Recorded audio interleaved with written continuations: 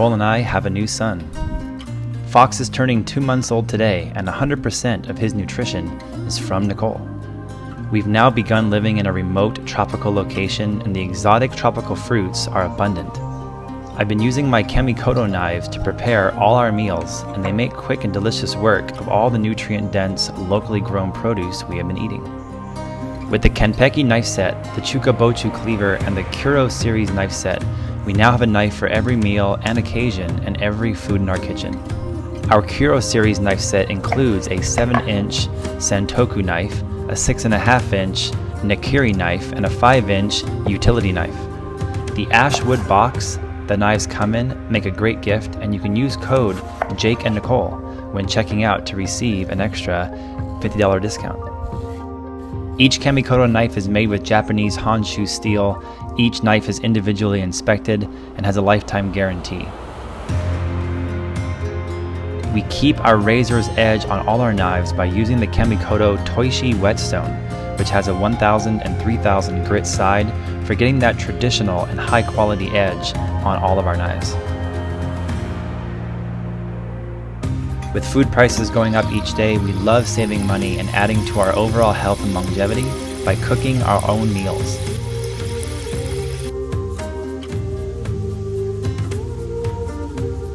The knives go through a 19-step process and are used by Michelin-starred chefs all over the world. Thanks to our Kamikoto knives for making us the most professional cooks we have ever been.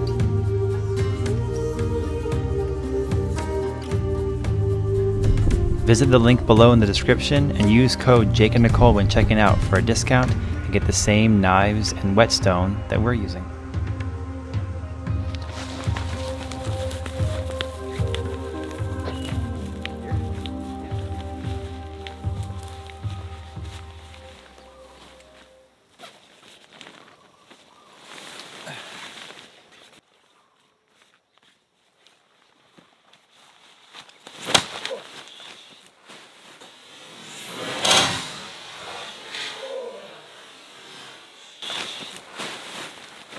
How about a warning? I told you it explodes open. Not like where it could decapitate somebody. It's wet.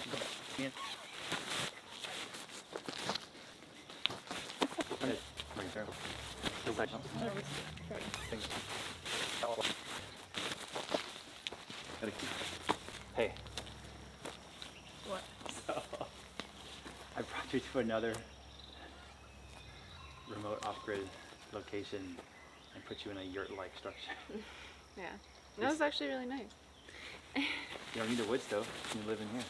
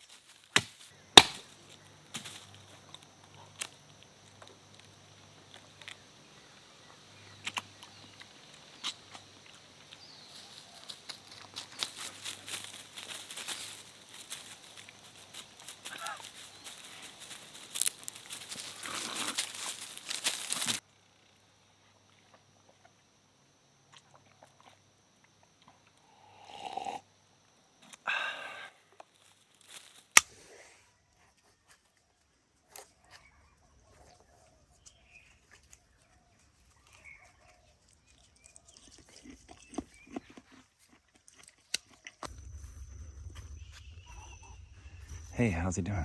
Good. It's a sit for you. Thank you. Oh, all right. Thank Back you. to business. That was really good though. Are you hungry? Yeah.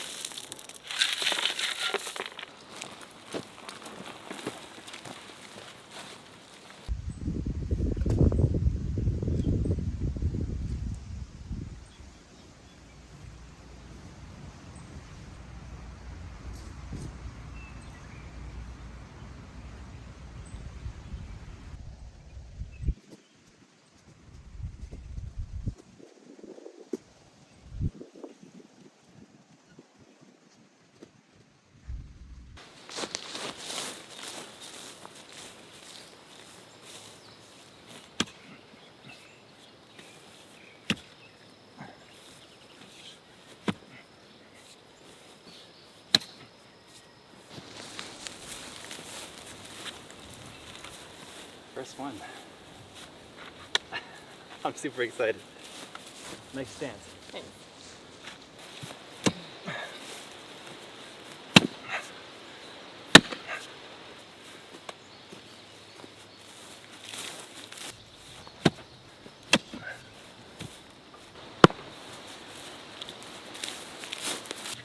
You throw the first bit of local compost and cinder, lava sand in there.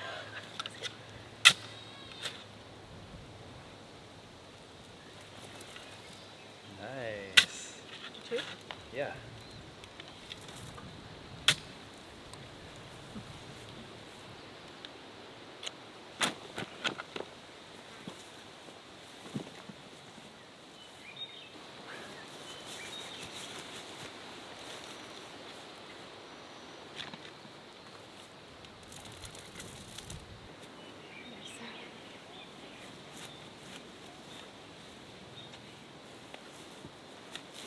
So we stuck to it.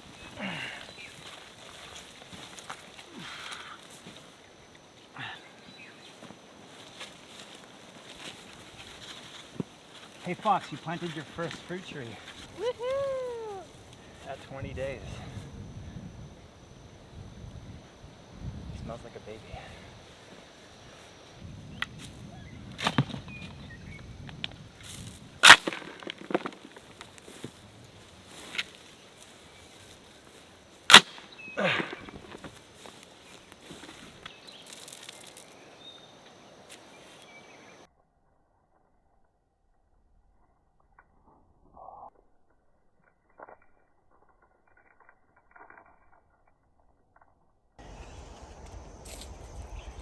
Look, I'm gonna do the mind meld here. He's happy.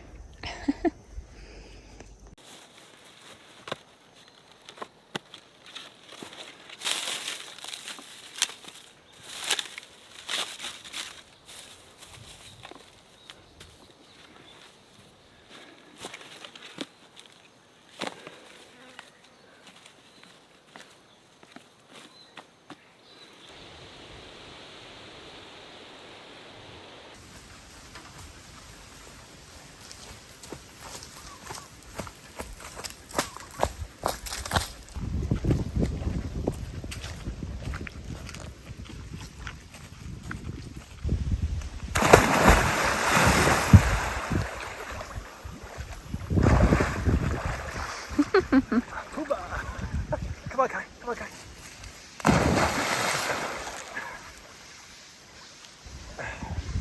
Come on, guy. How does it feel? How does it feel? Nice and cool. Cool. Yeah. Colder than the ocean.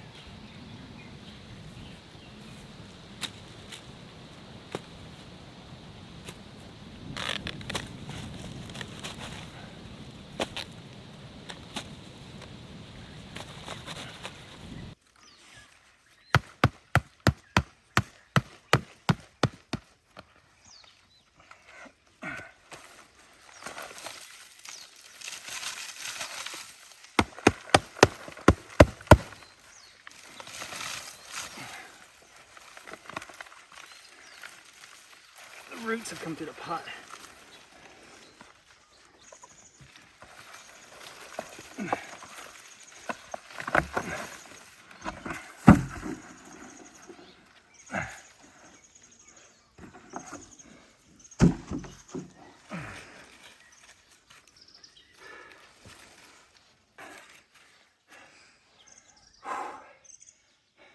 Last one.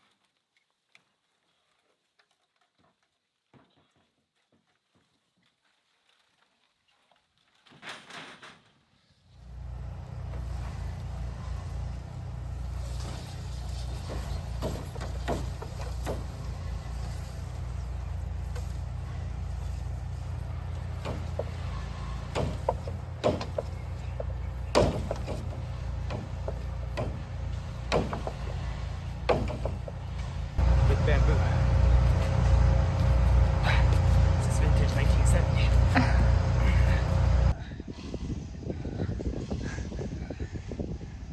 How about straight arms and then some squats? Nope, straight arms. Oh, sorry. That's hard. It's like a snatch. Oh, shit. We're getting you ready for baby number 2 right now. Oh my god. No way. Woo!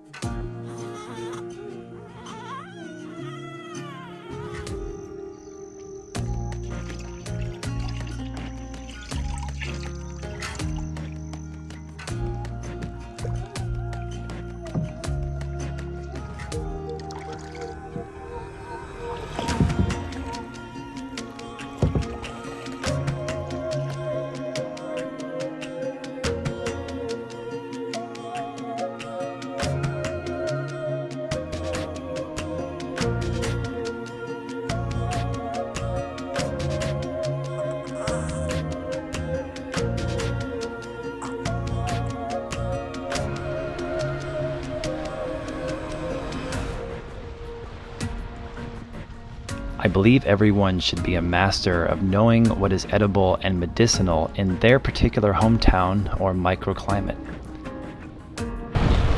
It's breathtaking.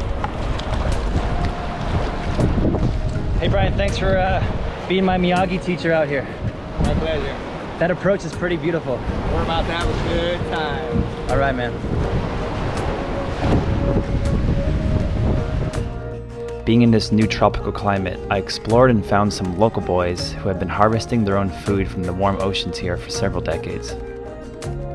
The oceans off the west coast of British Columbia have extreme tidal shifts, orca, and frigid cold in which hypothermia is always a risk. The oceans here have a different set of risks. They're full of moray eels, gray sharks, Galapagos sharks, tiger sharks, stingrays, humpback whales, dolphins, and extreme riptides.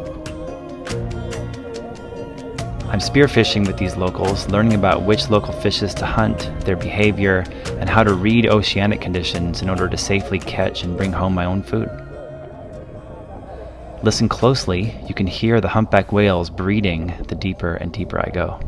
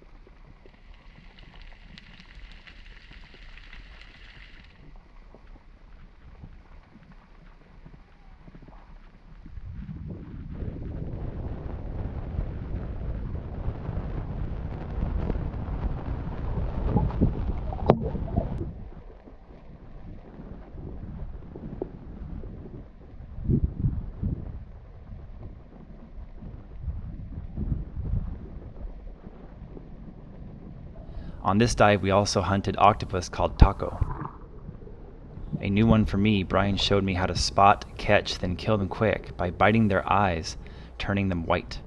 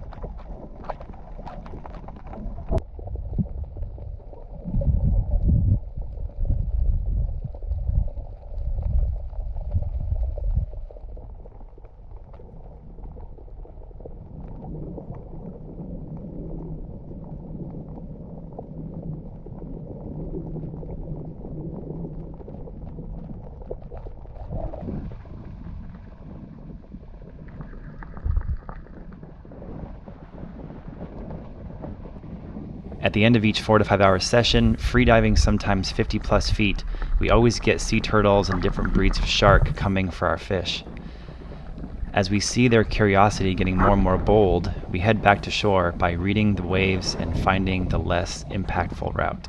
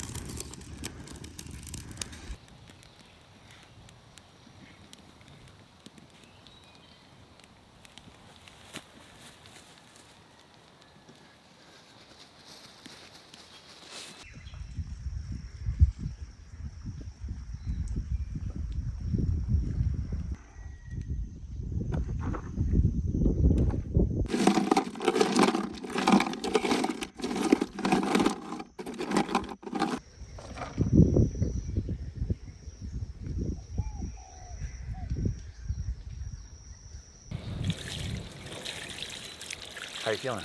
Good.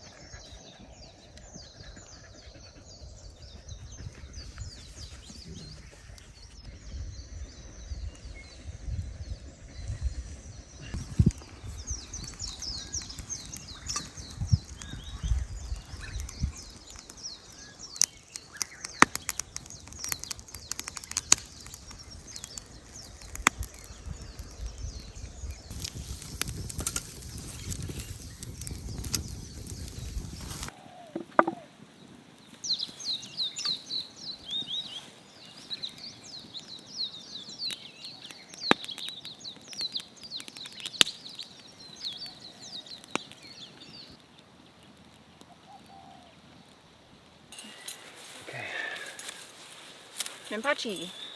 Menpachi. Such a fun name to say.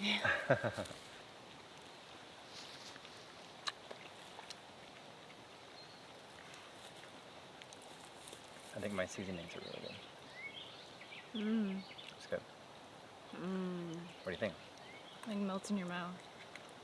It's really good. A shark tried to take these from me. A Galapagos shark. No, this is a really good fish. Mm-hmm. And they're abundant. Mm-hmm. Plentiful. Okay.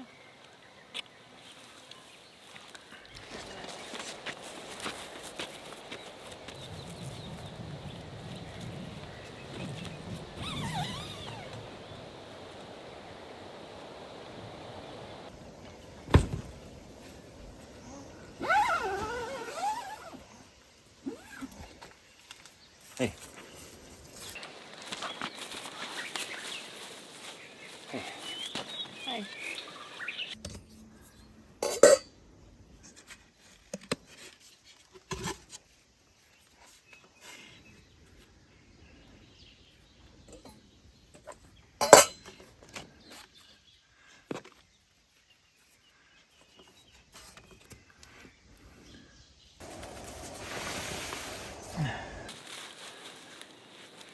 So this one we'll take home for the juice. Soursop? My favorite. One of my favorites.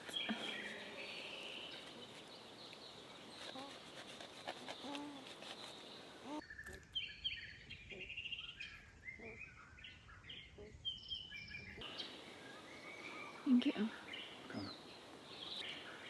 Cheers.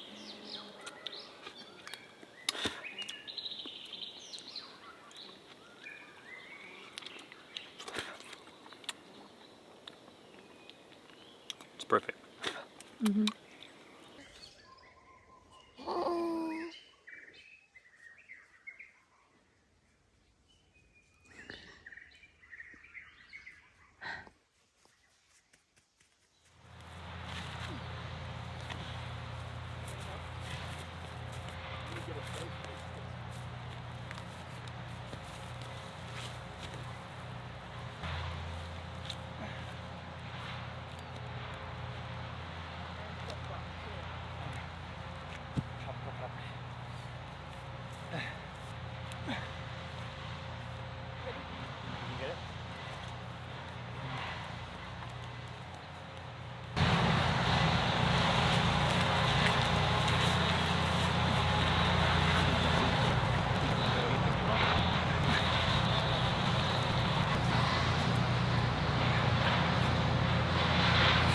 Did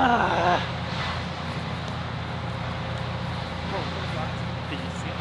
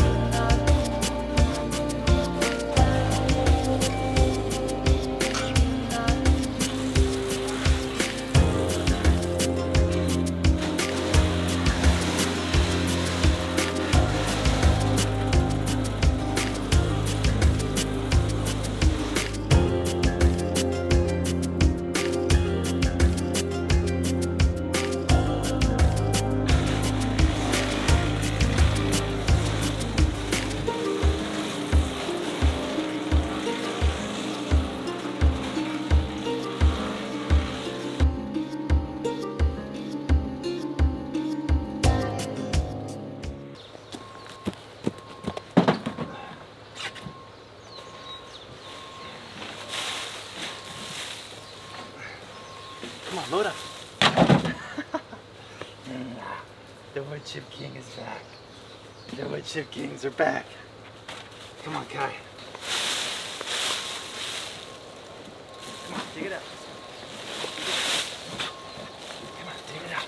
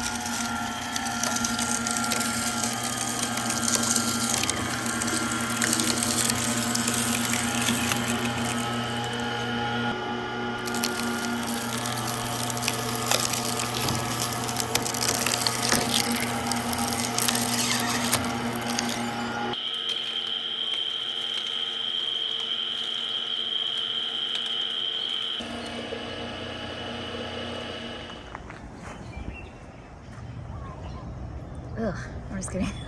It's really good. It's like dangerously good. People that have never had that before, can you describe it for them? Tastes like melted candy. I don't know. It just tastes really sweet, but not too sweet. But I don't want to say sugar water because it doesn't taste like sugar water. It's just like melted candy in a liquid form. Does that make sense?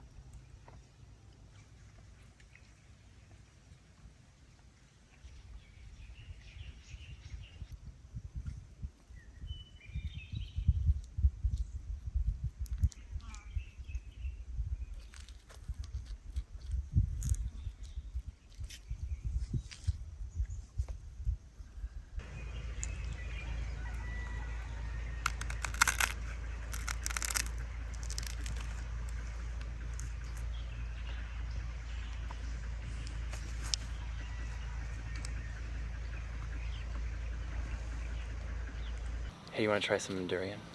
Yes, I do. One of my favorites. You've been wanting this a lot for your breast milk, right? Yes. For Fox? Yeah. They say that gorillas eat it to help their youngs map the jungle, to help like identify certain plants and fruits. But I'm sure there's like tons of other benefits. So like brain development, awareness. Yeah. Here you go, Mom. Thanks. To me, it looks like a Tyrannosaurus Rex egg, if like a T-Rex laid an egg. Cheers. Or a dragon. Tastes so good. It's sweet. It's creamy. Mm-hmm. Very creamy. I don't know what to compare it to. In terms of Some say like a texture. sweet, creamy, buttery onion. It's such a weird description. Who knows what a durian even is?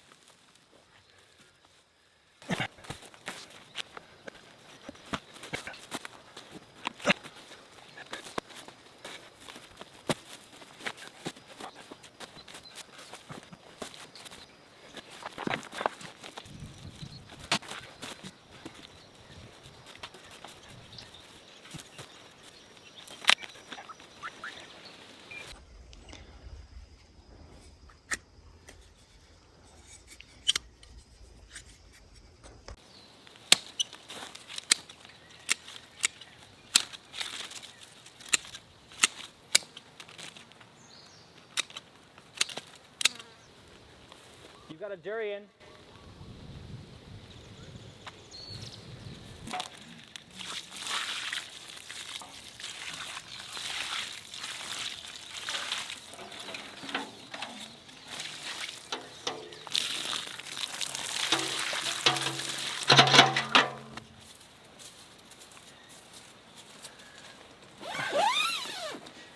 Hey.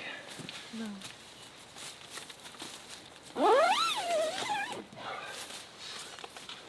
What goodies do you have today? Some for you.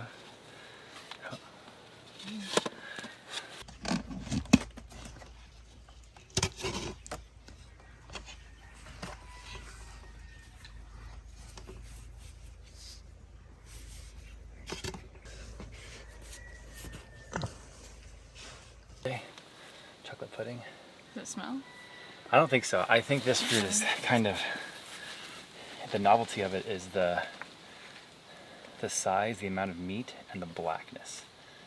Then you can mix it with other things, turn everything black. So if you wanted to like make banana ice cream, you freeze it, mix in some with the bananas. Make it look chocolatey. Make it look chocolatey. Yeah. Let me see. Oh yeah, look at that. It's like butter. Good.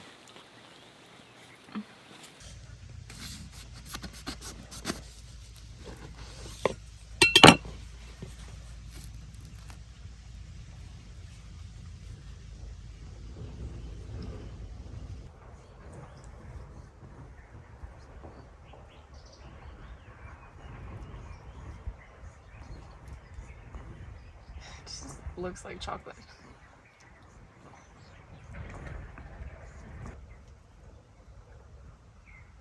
It's so crazy how much it really does look like chocolate.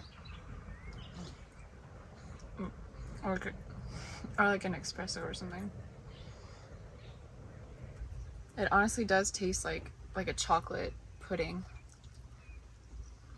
It's not as sweet, very mild, but it has like a pudding, like a very pudding texture. Really good. I think this would be really good in ice cream. Welcome.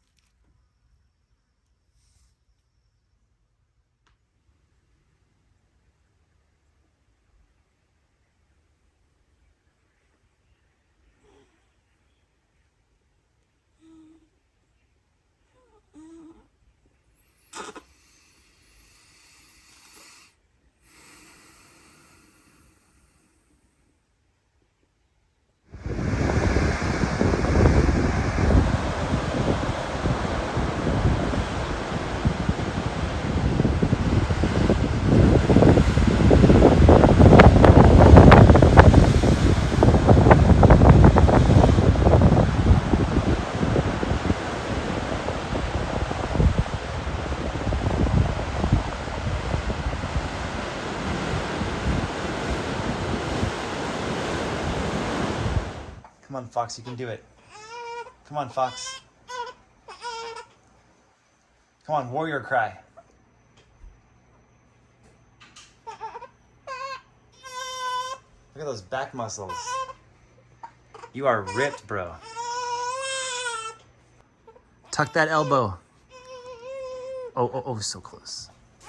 Yep. Look, gotta tuck the elbow, buddy. Tuck it. Tuck the elbow. Yeah! Woohoo! All right.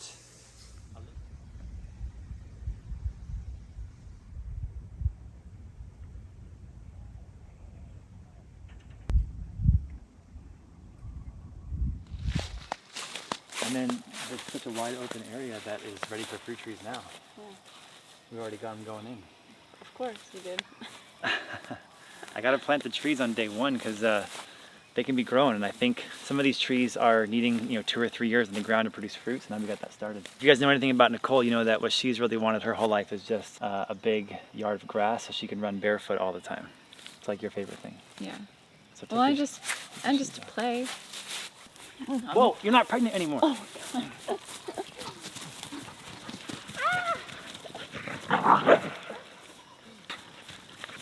The ground is pretty soggy. Okay, let it be known that we think the future home site is right here behind us. yes. Boom, home. Property has levels, so up here is like high up on a cliff. And then you go down, and there's a giant hill. And I think the fruit trees would do well on the hill for drainage. But we might build a home here because then it would look out at this mountainous area. Yeah. And what we'll show you in a second, we have a stream down below that borders the property. Which is really awesome. It's my favorite part. Yeah. You're so cute. Okay, so this is a part of the property more towards like the front end of the property. And as you can see behind me is pretty thick jungle. We have ironwoods and paper bark eucalyptus trees and a couple of like strawberry guava bushes and other stuff like that. The paper bark eucalyptus trees, we're going to take a good amount of them down for building, but we're also going to leave a good amount up for windbreak. So let's go check them out.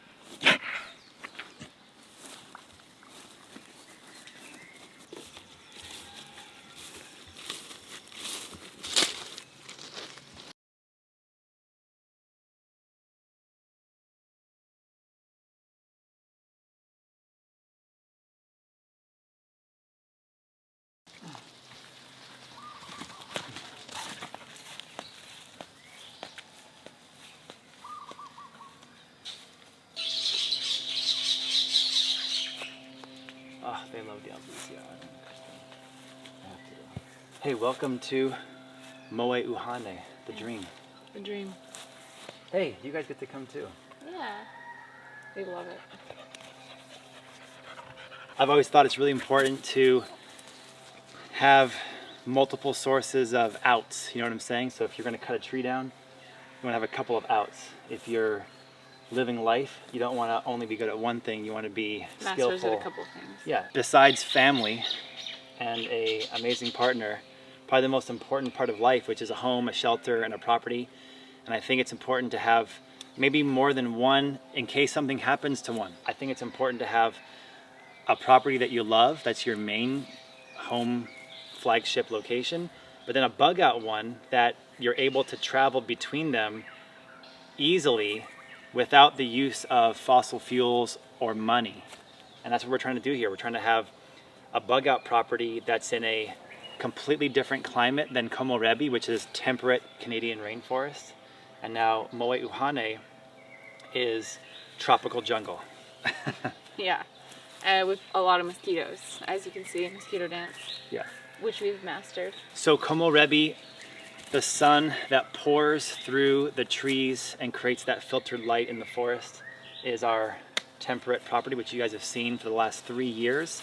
And it is our beautiful investment sitting there waiting for us as we deviate from that course of life to come here for a couple months to start our bug out location family here. And this location has pros and cons.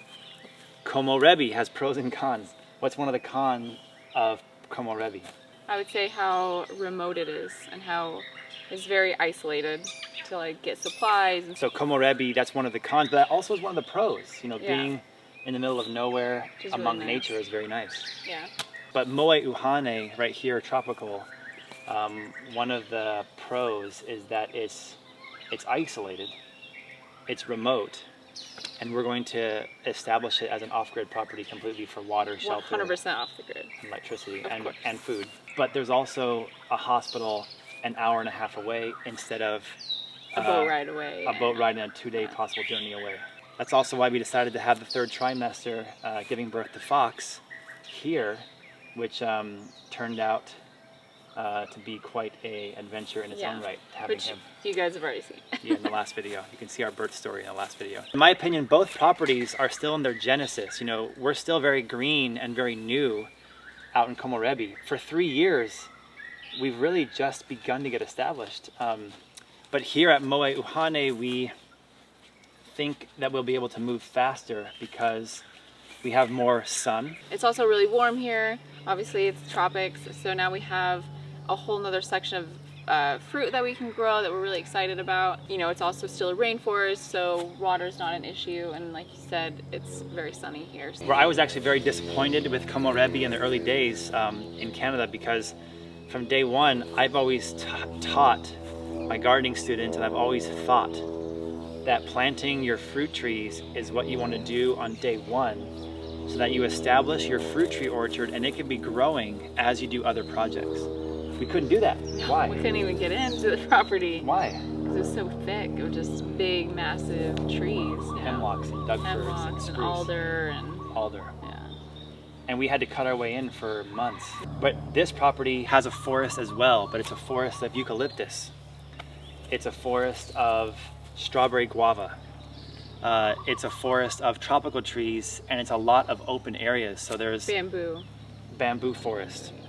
You can utilize all these resources, which we're very excited about. We're planning on building our home out of the trees we're going to harvest on the property, and we're going to get planting fruit trees from day one. So if you stick with us, we're going to show you some incredible rare exotic tropical fruits, and then we're going to show you how we plant them, and then you get to have updates on how they're growing. So every time that we leave this property and go back to Komorebi, the things that we have planted will grow and be waiting for us when we come back. So we want to sail between both of these two properties. Using the wind. Using the Wind, which is the name of our sailboat. Well, it's Leaf on the Wind, but I'm going to call it Wind. So we'll spend half the year here, half the year there, and we'll build our life back and forth. Yeah. I feel that by year 10, we'll have a pretty established off-grid, beautiful turnkey life in both locations that is off the grid in electricity, travel, Water. shelter, water, Food. Yep. and that's the goal. Load up. How have Puma and Kai been feeling about the new property so far? I think they love the new property, but they're very new to the heat. I think they've been hot for about 2 They've been months in a shedding row. all of their hair. But I think they love it. They love the water. But I think that they miss the wild, raw power of Yeah. the temperate rainforest in Canada. I also think they miss the wood stove, but I think just like us, like we're gonna miss things, and then we're also gonna miss things here. Like it's gonna be an interesting balance to go back and forth, you know. But it's beautiful that we have both. So Starting over. It is starting over. Starting over. What? It's crazy. A lot of people think that we're never coming back to our property on Vancouver Island. Is that the case?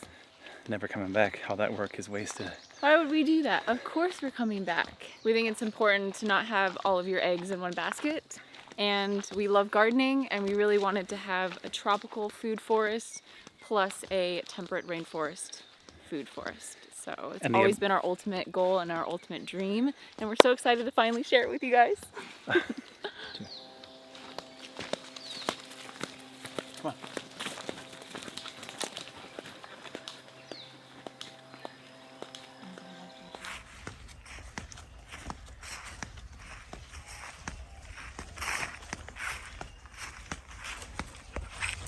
So here is the paper tree, the paper bark eucalyptus tree. And you can see it just like peels off. I wish you guys can touch this because it feels so crazy. It feels like felt. Like if you were doing like an arts and craft projects, it feels like felt. It's crazy how it just peels off like this. They're native to Australia. Here they're very invasive and they grow like weeds. They're gonna be a good resource for us. So, but how interesting, this peels off. So weird. So like Nicolle said, the eucalyptus, the paper bark is totally invasive. It takes over the native landscape, you know, so it's a good windbreak. Somebody else planted it maybe hundreds of years ago and it's got out of control everywhere. The second kind of plant that does the same thing is the strawberry guava. So all of this with the red trunk is strawberry guava. For those of you who used to follow me back in the desert, in the Sonoran Desert in Arizona, I used to grow strawberry guava and it fruits, you know, red little guavas that are this size in the summertime. So right now it's the tropical winter. So everything is flowering. And I've seen how a lot of them have little green guys, but they won't be ready for another month. So selectively, we're gonna keep a few on the property and use them as a food source. And the rest, I'm gonna cut them down and replace them with more precious fruit trees and then use their wood to make tools. I know a lot of you want to know how much land each property is. I mean, it's about 5 acres here, so it's not a huge property, but big enough that we can create an incredible life on a property that size. But look at all the resources. I mean, look at the thick forest that's here. It just goes forever.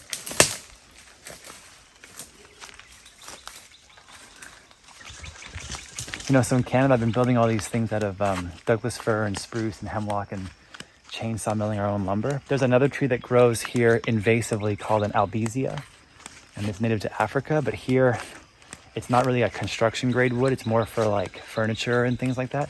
But the paperbark eucalyptus, I know a lot of people that I've seen online now that are using it as a construction grade wood. And when I see like everywhere on the property, I mean, look at how much like each of these is. If you guys hang out to the end of the video, I'll draw knife some of these so you can see the wood underneath it. So the paper bark comes away and about 1 inch down, then it becomes very hard wood. So we definitely have enough wood here to produce our own timber for a house. How cool would that be if the property yielded us all the timber we needed and it only moved 50 feet away to build our shelter? Mm-hmm.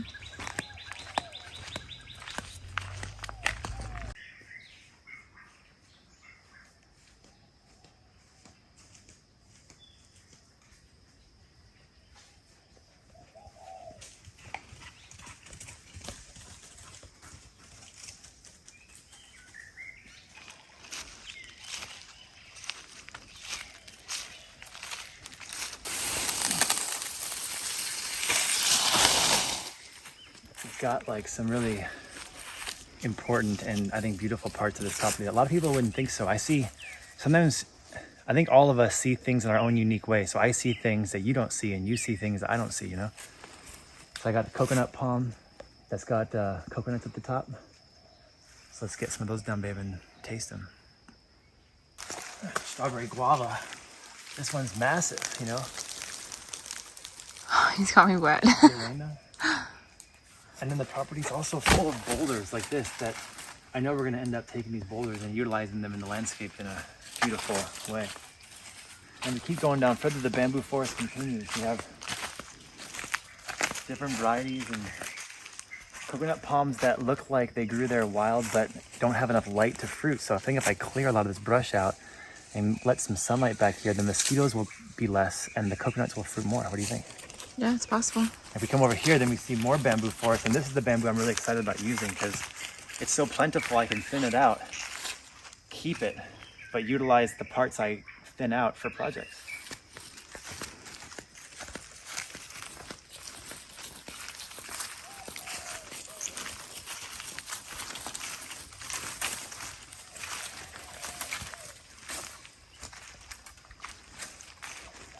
I just think, I know some people that have spent their life in the tropics see bamboo as, a problem and a headache and invasive. And I think it's the most beautiful thing I ever saw, besides Nicolle. Furniture and projects. Oh, you're so sweet. Besides Fox. It is furniture and projects, right? Yeah. It's gutters. If you split it down the middle, it's fountains and sinks and... Yeah. Cups and candle holders and... Right. So I can't wait to see what we both... Normally we don't talk this much in our videos, but I think for those of you who follow our journey closely, I think that you'll appreciate this starting over video tropical edition. Moe Uhane edition, because it'll kind of give you the ability to kind of know what the canvas is we're working with before we start painting the picture. Mm-hmm. So I'll let Nicolle go down there, guys, and show you what's down there.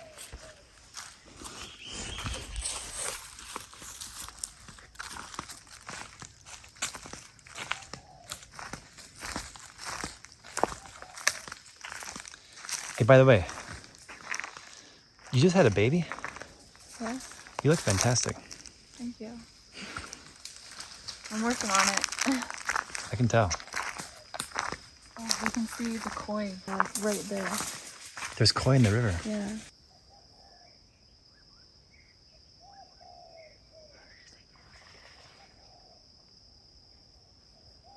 They're massive. Okay. Wow. So this is part of our property. It comes down this slope here. This is my favorite part, is the river. My dogs absolutely love it. They've already jumped in several times today.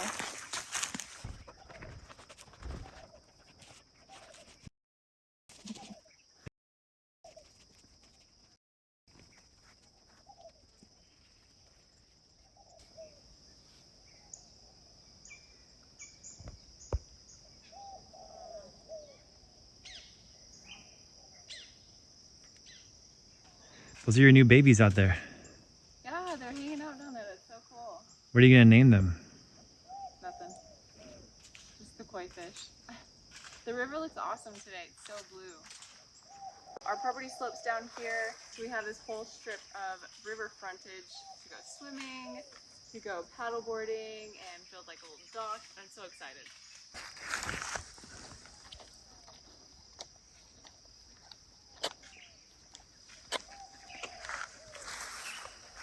So the river is full of fish. It's very peaceful down here. It floods during the rainy season, and I can't wait to teach Fox how to swim down here and just have some fun. So the frontage goes all the way down. So our goal is to clear all this, kind of open it up, and have better access to the river.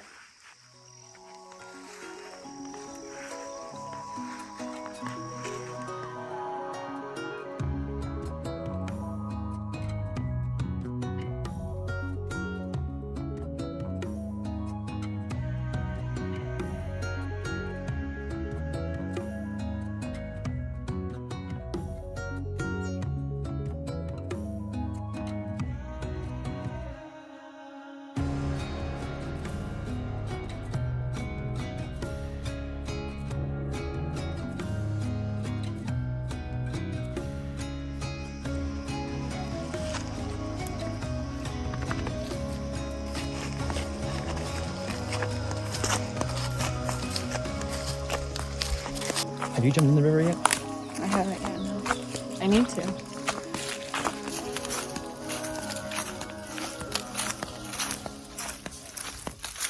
And here's the star of the show, Mr. Foxman.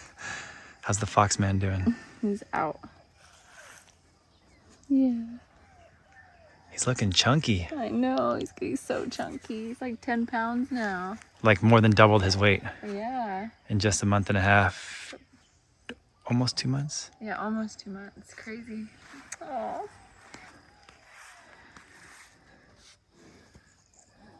Yeah, he's looking pretty precious. Yeah. Every day he's full of like 8,000 different emotions. I know. And he's like very vocal. He's so loud. Not like crying, but just like with his sounds. Like velociraptor sounds. So funny. As you can see behind me, we have this cool mesh tent.